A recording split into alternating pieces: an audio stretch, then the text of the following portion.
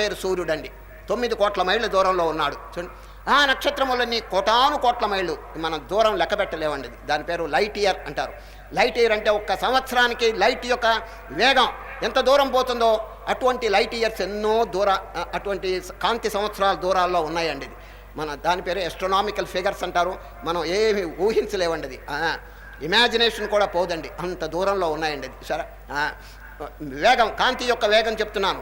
186,000 miles per second. ఒక second కన్ను తెరిచి కన్నులు మూసే లోపల 186,000 మైళ్ళు పోతుందండి కాంతి. ఆ కాంతితో లెక్క వేశారండి. ఆ యార్డ్ స్టిక్తో లెక్క వేశారు. కొన్ని సంవత్సరాల దూరంలో ఉన్నాయండి నక్షత్రాలు. మరి ఎవరండి దాన్ని ఎంత మనం ఒక్క సూర్యుడి దగ్గరే ఇంత చూడండి 9 గ్రహాలు బ్రహ్మాండంగా తిరుగుతున్నాయండి. ఎంత కరెక్ట్గా తిరుగుతున్నాయో మీరు చూస్తున్నారు కదండి. గంటకి 1000 మైళ్ళు తిరుగుతున్నదండి భూమి. చూడండి తన చుట్టూ తాను 1000 మైళ్ళు గంటకి. చూడండి ఎంత స్పీడ్ చూడండి. మనకేమి తెలియటం లేదు కదా. గిరగిర 24 గంటల ఎప్పటికి సూర్యుడు మళ్ళీ అస్తమిస్తున్నాడు, చూడండి మళ్ళీ ఉదయిస్తున్నాడు. ఇదంతా ఎట్లా ఈ మట్టి ముద్ద తిరుగుతుంది? జడమైన మట్టి ముద్ద ఎట్లా తిరుగుతుంది చెప్పండి. అది there must be some one. ఒక చైతన్యమైనటువంటి శక్తి లేకపోతే ఇది తిరగటం అసాధ్యం అండి. సూర్యుని చుట్టూ మళ్ళీ సంవత్సరానికి ఒకసారి కోటాను కోట్ల మైళ్ళంతా ప్రయాణం చేస్తున్నది. ఎవరండి ఇదంతా చేసేది చెప్పండి? ఒక జడమైనటువంటి స్థితి ఇటువంటి చేయగలదా? లేదు. ఒక చైతన్యమైన దానికి ఏదైనా పేరు పెట్టుకోండి, call it by any name. మీరు దేవుడు అనండి, ఇంకొక పేరు పెట్టుకోండి, but there is a divine power, there is a spiritual power behind. అది లేకపోతే ఇప్పుడు మీరు కూర్చున్నారు కదా, మీ గుండె ఆడుతున్నది కదా, ఎవరు ఆడిస్తున్నారు చెప్పండి? మనకేమైనా శక్తి ఉన్నదా? రక్తం ప్రవహిస్తున్నదంటే మనం ఏమైనా దాంట్లో బాధ్యత స్వీకరించా? ఏమీ లేదు కదా. మనం ఊరికే కూర్చున్నాం. ఇప్పుడు చూడండి, ఇంటికి వెళ్ళి ఒక ముద్ద నోట్లో వేసుకుంటాం, పండుకుంటాం. జీర్ణం చేసేది ఎవరు? అహం వైశ్వానరో భూత్వా ప్రాణినాం దేహమాశ్రిత. రేపు 15వ అధ్యాయంలో కృష్ణ అర్జున మీరు భోజనం చేస్తున్న ధాన్యం ఎవరిస్తున్నారు?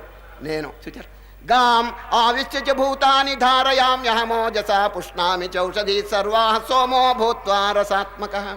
ఈ విధంగా భగవానుడు ఇన్ని కార్యక్రమాలు చేస్తుంటే మానవుడు ఆలోచన లేకుండా నేను అనేటువంటి ఈగోయిజం ఎందుకు వచ్చింది చెప్పండి?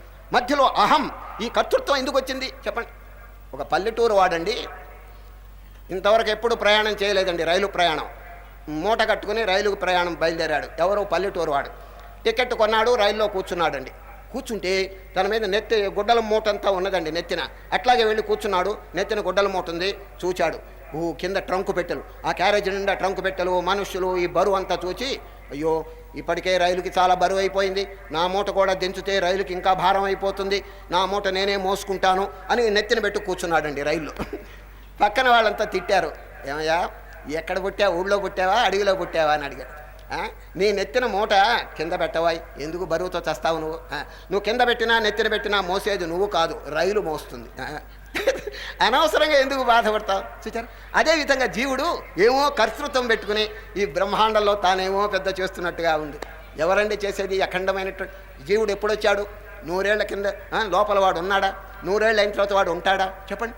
కోటాను కోట్ల సంవత్సరాల నుంచి ఎవరండి ఇదంతా మ్యానిపులేట్ చేసేది చెప్పండి? మ్యానిపులేట్ చేసేది ఒక అఖండమైనటువంటి శక్తి ఉన్నది. ఆ శక్తి మీద విశ్వాసం కలిగి ఉండాలి. అప్పుడు కర్మ శుద్ధం అయిపోతుందని చూచారు. నిష్కామ కర్మ, దైవార్పిత కర్మ, అహంకార రహితమైనటువంటి కర్మ, అన్అటాచ్డ్ కర్మ. శ్రీకృష్ణ వర్మ కర్మ చేయొద్దని చెప్పలేదు. Do your work, do your duty, but do it unattached. ఇది తగులుకోకుండా చేయమని చెప్పి శ్రీకృష్ణ పరమాత్మ ఈరోజు తిరిగి కర్మయోగం యొక్క ప్రస్తావన తీసుకొచ్చినారండి. తీసుకొచ్చి ఇప్పుడు 24వ శ్లోకం ఒకటి మీరు జ్ఞాపకం పెట్టుకుని నోట్ చేసుకోండి. ఇది బాగా కంఠస్థం చేయండి. ఎందుకు అని మీరు అడగచ్చు. భోజనం చేసేటప్పుడు అండి ఇస్తట్లో అన్ని వస్తువులు వడ్డించిన తర్వాత చేతిలో తీర్థం తీసుకోండి. తీర్థం తీసుకుని దైవ భావనతో ఏమండి ఈ శ్లోకం చెప్పండి. బ్రహ్మార్పణం బ్రహ్మహవిర్బ్రహ్మాగ్నౌ బ్రహ్మణాహుతం బ్రహ్మైవతేన గంతవ్యం బ్రహ్మ కర్మ సమాధినా. అద్భుతమైన శ్లోకం అండి. ఈ శ్లోకం చదివి నీళ్లు చల్లండి అన్నం మీద. దైవార్పణ భావంతోనండి దాన్ని భుజిస్తే ఎంత పవిత్రం అయిపోతుంటే రక్తం అంతా శుద్ధం అయిపోతుంది. ఎప్పుడు రక్తం శుద్ధమైందో దిమాగ్ అంటే మైండ్ శుద్ధం అయిపోతుందండి. ఎప్పుడు మనస్సు శుద్ధమైందో మంచి భావాలు మంచి సంకల్పాలు కలుగుతాయండి, దైవ భావన కలుగుతుంది. చూచారు. కాబట్టి మన ఆరోగ్యం చక్కగా ఉండాలంటే, మనకు దైవ భావన బాగా కలగాలంటే మన ఆహార విషయంలో జాగ్రత్తగా ఉండాలి. ఈరోజు కూడా అపరే నియతాహారా ప్రాణాన్ ప్రాణేషు జుహ్వతి. ఆహారంలో నియమపూర్వకంగా ఉండటం ఒక యజ్ఞం అన్నాడండి. ఈరోజు యజ్ఞం ఇది. నియతాహారా ఆహార విషయంలో ఇప్పుడు టైం లేదు, సంక్షేపంగా 4 నియమాలు చెప్తాను వినండి. రేపు మళ్ళా వస్తుందండి 6వ అధ్యాయంలో ఆహార ప్రస్తావన. సాత్వికాహారం, మితాహారం, దైవార్పితాహారం, న్యాయార్జితాహారం. 4 విధాలుగా పరిశుద్ధంగా ఉండాలండి. అర్థమైందా? మళ్ళీ చెప్తున్నాను. సాత్వికాహారం, మితాహారం, దైవార్పితాహారం, న్యాయార్జితాహారం. ఈ విధంగా ఆహార నియమం కూడా ఒక యజ్ఞం కింద వర్ణించి అన్ని యజ్ఞముల్లో శ్రేష్టమైనటువంటి యజ్ఞం జ్ఞాన యజ్ఞం అని చెప్తున్నారండి. సరే, ఉదారా సర్వయేవైతే యజ్ఞములు చూడండి. శ్రేయాన్ ద్రవ్యమయాద్యజ్ఞాత్ జ్ఞానయజ్ఞ పరంతప సర్వం కర్మాఖిలం పార్థ జ్ఞానే పరిసమాప్యతే. ప్రపంచంలో అనేక యజ్ఞాలు, అశ్వమేధ యజ్ఞం, రాజసూ యజ్ఞం, ఇంకా అనేక యజ్ఞాలు ఉన్నాయి. డబ్బుతో కూడింది అంగబలం, అర్థబలం. కానీ జ్ఞానయజ్ఞం అన్నిటికంటే శ్రేష్టం. దీంట్లో ఖర్చు లేదండి. చక్కగా మన హృదయంలో ఉన్నటువంటి పరమాత్మను ధ్యానం చేసుకుంటే చాలండి. సరే, అది అన్నిటికంటే సుపీరియర్ సాక్రిఫైస్. అది గొప్ప యజ్ఞం అని శ్రీకృష్ణ పరమాత్మ దీనికి ఆధిక్యత ఇచ్చినాడు. చూడండి, శ్రేయాన్ ద్రవ్యమయాద్యజ్ఞ జ్ఞానయజ్ఞ పరంతప.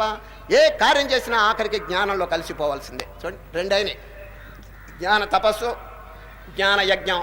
ఇప్పుడు ఈ జ్ఞానం నేర్చుకోవాలంటే పద్ధతి ఏమిటి? చూడండి, తెలుసుకొని తరించాలంటే ఈ జ్ఞానం పద్ధతి ఏమిటి? దానికి ఎటికెట్ చెప్తున్నారు. అంటే పద్ధతి, సదాచారం. అనుభవజ్ఞులైనటువంటి గురువుల దగ్గరికి వెళ్ళండి, సాష్టాంగ నమస్కారం చేయండి, ప్రేమతో, దయతో, భక్తితో వారిని ప్రశ్నించండి. చూడండి, మీరు కమాండ్ చేయొద్దు, డిమాండ్ చేయొద్దు అంటున్నారని. చూడండి, ఆ శ్లోకం చాలా గంభీరమైన శ్లోకం. తద్విద్ధి ప్రణిపాతేన పరిప్రశ్నేన సేవయ ఉపదేక్షంతి తే జ్ఞానం జ్ఞానినస్తత్వదర్శిన. పెద్దల దగ్గరికి వెళ్ళి ఊరికి కమాండ్ చేయొద్దు, వినయ విధేయతలతో వారిని ప్రశ్న అంటే ఊరికి అడగటం, పరిప్రశ్న అంటే వినయంతో అడగటం. అయ్యా మహానుభావ, ఈ సంసార కూపంలో నానా బాధలు పొందుతున్నాం, దయచేసి ఈ బాధలు తొలగటానికి ఉపాయం సెలవివ్వండి. చూడండి, ఎంత చక్కని ప్రశ్న. చూడండి, ఎంతో వినయం, ఒబీడియన్స్. పెద్దల దగ్గర అండి ఎంత ఒబీడియంట్గా ఉంటే అంత మంచిదండి. అది ఎట్లా ఉండాలంటే హనుమంతుడు, అది శ్రీరామచంద్రుని దగ్గర హనుమంతుడు ఎట్లా ఉన్నాడో అట్లా ఉండాలండి పెద్దల దగ్గర. కనుక దానికి ఎటికెట్టు, ఏ విధంగా సదాచారం మనం ఆచరించాలో శ్రీకృష్ణ పరమాత్మ ఈ శ్లోకం ద్వారా చెప్పినారు. ఇక జ్ఞాన నౌక చూడండి, 3వది జ్ఞాన నౌక. మహాపాప సముద్రం ఉన్నదనుకోండి, ఈ పాప సముద్రంలో ఉన్నప్పటికీ ఎవరు ఏం కంగారు పడబాకండి. చక్కని జ్ఞానం అనేటువంటి తెప్ప తెచ్చుకోండి, అవలీలుగా దాటవచ్చును అంటున్నారు. చూడండి, అపిచేదసి పాపేభ్య సర్వేభ్య పాపకృత్తమః సర్వం జ్ఞానప్లవేనైవావృజినం సంతరిష్యసి. వాల్మీకి చూడండి, పూర్వాశ్రమంలో ఎటువంటి కార్యములు చేసినారో మీకు తెలుసు కదా. కానీ ఆ రామనామం, ఆ తారకాన్ని చక్కగా భక్తితో జపం చేసినారు, హృదయాన్ని పరిశుద్ధం చేసుకున్నారు, ఆత్మజ్ఞానం వారికి చక్కగా కలిగింది. తాను తరించడమే కాకుండా లోకాన్నంతటిని తరించినారు. రామాయణం అనేటువంటి మహాకావ్యాన్ని రాసినారు. యోగ వాసిష్టం అనేటువంటి అద్భుతమైన ఆత్మజ్ఞాన సంబంధ గ్రంథాన్ని రాసినారు. ఏమండి, ఈ పరిణామం ఎట్లా వచ్చింది చెప్పండి. అది కనుక పూర్వం ఈ పాపం చేయని ఏవైనా చేయనండి, ప్లీజ్ డోంట్ కేర్. ఇప్పుడు చేయవలసింది శుద్ధమైనటువంటి కార్యం, వాటిని కడిగి వేసి నూతన మార్గంలో ప్రవేశిస్తాం. చూడండి, ఎంత ధైర్యం ఇస్తున్నారు. చూడండి, కొందరు పాపులు ఏడుస్తున్నారు, వాళ్ళని కొందరు నిరుత్సాహపరుస్తున్నారు. ఏమోయ్, నువ్వు పో, నువ్వు మంచి కులం కాదు, పెద్ద కులం కాదు, నువ్వు ఊరు బయటికి పో, ఈ పల్లెకి పో, ఆ పల్లెకి పో, నువ్వు ఇక్కడ గుళ్ళోకి రావడానికి లేదు అధికారం నీకు. ఈ విధంగా చెప్తుంటే ఎంత నిరుత్సాహపడతాడు చెప్పండి. భగవద్గీతలో అట్లా చెప్పనే లేదు, ఉత్తమమైన ఉపనిషత్తులు అట్లా చెప్పనే లేదండి. ఏ మతమైనా, ఏ జాతి అయినప్పటికీ, ఎవరైనప్పటికీ కూడా తరించడానికి అవకాశం ఉందండి. సరే, కనుకనే శ్రీకృష్ణ పరమాత్మ జ్ఞానం అనేటువంటి నౌక కనుక తెచ్చుకుంటే పాప సముద్రం కూడా అవలీలగా దాటవచ్చును. ఇప్పుడు 4వది జ్ఞాన అగ్ని. చూడండి, జ్ఞాన అగ్ని ఇంకొకటి ఉందండి, జ్ఞాన ఖడ్గం. అదైతే ఈ అధ్యాయం పూర్తి అయిపోతుంది. జ్ఞాన అగ్ని యథైధాంస సమిద్ధోగ్ని భస్మసాత్ కురుతే అర్జున జ్ఞానాగ్ని సర్వకర్మాణి భస్మసాత్ కురుతే తథా. అనేక జన్మల్లో చేసిన కర్మ పేరుకుని పోయిందండి అక్కడ. దాని పేరు సంచితం. సంచిత కర్మ అనేటువంటిది కొండలాదిగా ఉన్నదండి. దాంట్లో నుంచి కొద్దిగా కర్మ తీసుకుని ప్రారబ్ధం ఒక శరీరాన్ని ధరించి ఈదుకుంటున్నాడు సంసారం. ఇప్పుడు ఆ సంచిత కర్మ అంతా నశిస్తే తప్ప జన్మరాహిత్యం కలగదు. ఎట్లా నశించాలి? దానికి కృష్ణ పరమాత్మ ఉపాయం చెప్తున్నాడు. కట్టెలు, కొండలాదిగా కట్టెలు ఉన్నాయనుకోండి, నిప్పురవ, ఒక నిప్పురవ దాని కింద పెట్టండి చాలు. ఎంత చక్కని ఉపాయం. ఏమిటి నిప్పురవ? జ్ఞానాగ్ని. జ్ఞానం అనేటువంటి అగ్ని చేత కర్మకట్టెలన్నీ ధ్వంసమైపోతాయని మనకి వాగ్దానం చేస్తున్నాడు శ్రీకృష్ణ పరమాత్మ. గ్యారంటీగా చెప్పేస్తున్నారు.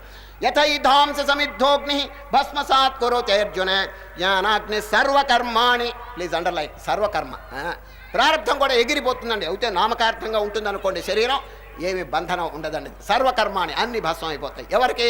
జ్ఞాన అగ్ని కలవారికి. అది జ్ఞానాగ్ని సర్వకర్మాణి భస్మసాత్ కురుతే తథా. ఇంకొకటి ఉందండి, జ్ఞాన ఖడ్గం. మానవునికి ఈ కార్యక్రమం మన ఆచరణలో పెడుతుంటే అనేక సందేహాలు వస్తాయండి. అనేక సందేహాలు వస్తాయి.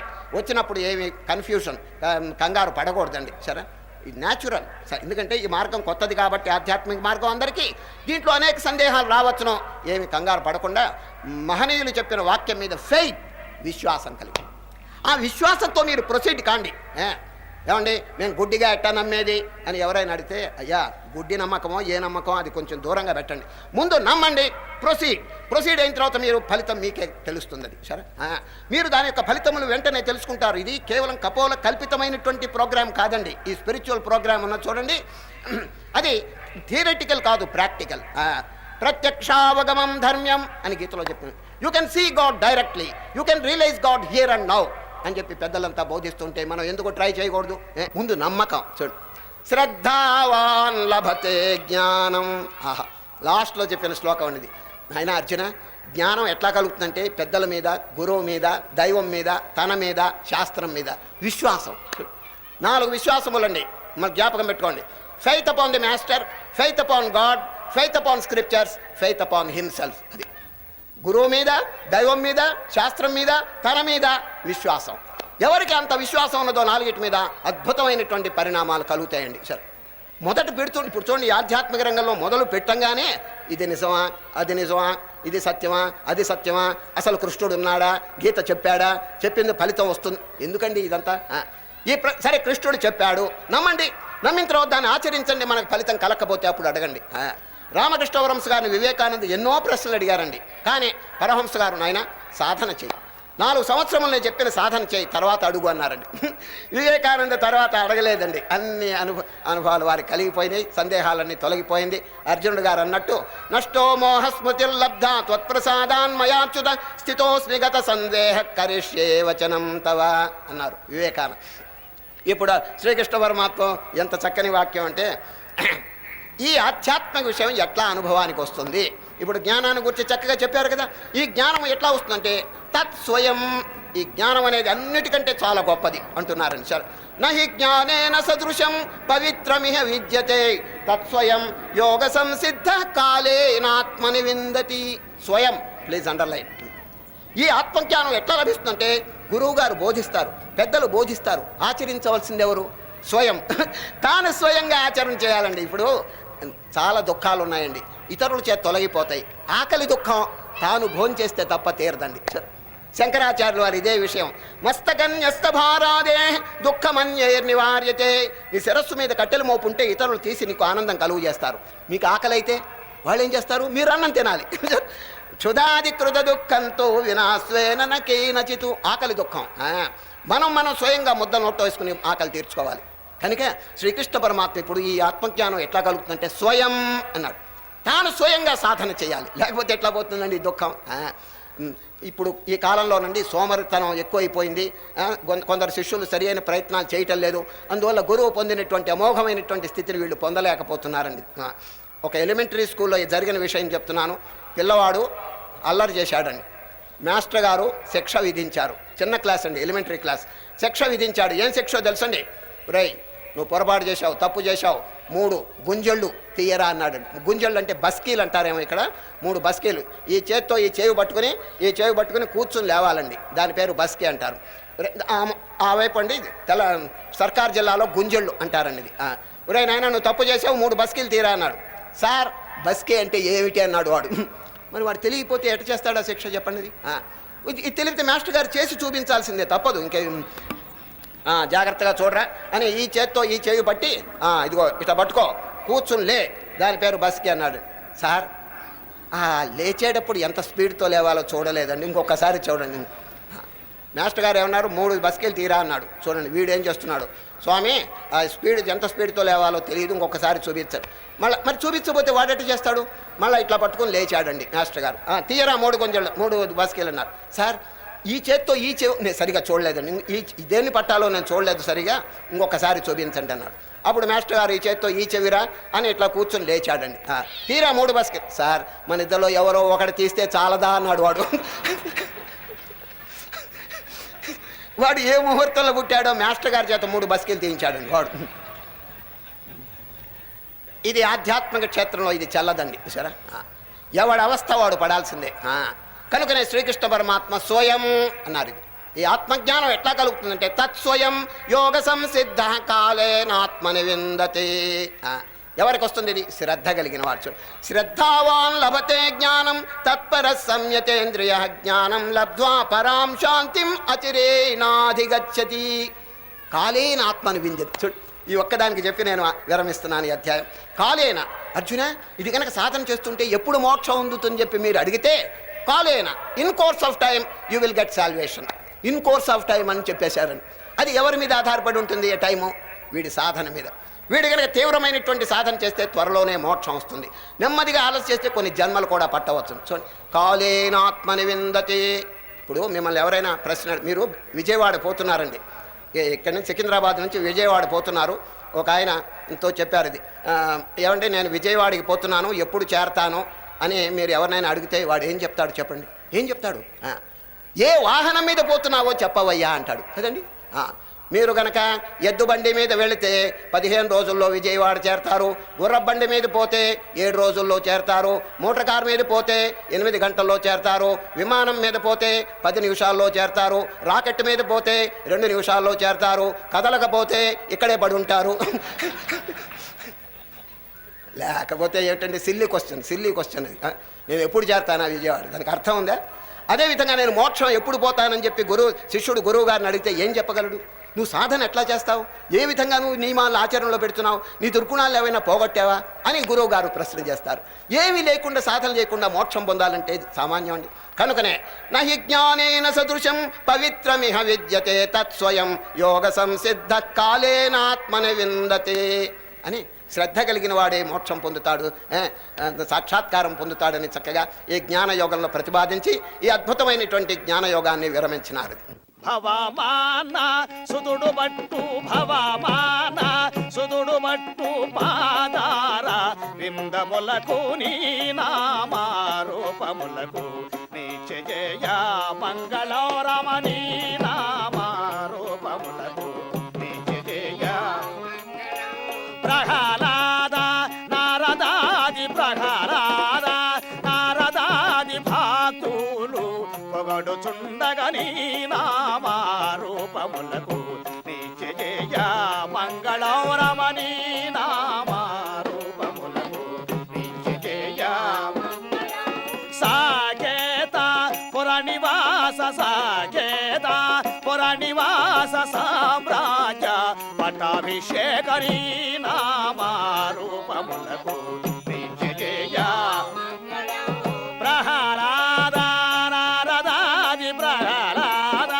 నారదాది భాతులు పొగడుచుండగని నామారూపములకు నీచ జయ రాజీవ నయన చాగరాజీవ నయన చాగరాజావి నోతమలరగని నామారూపములకు నీచ జయ రామా